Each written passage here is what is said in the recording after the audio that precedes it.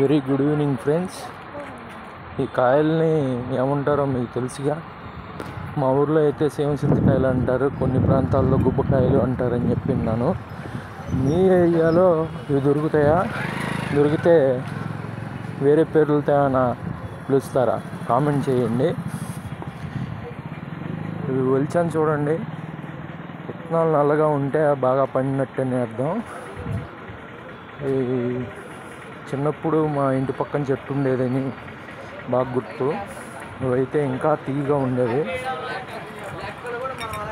నల్లటి విత్తనాలు ఉంటే బాగా పడినట్టే నాకు తెలిసైతే. నల్లగా ఉన్నాయి విత్తనాలు. ఇప్పుడు తిని చూద్దాం.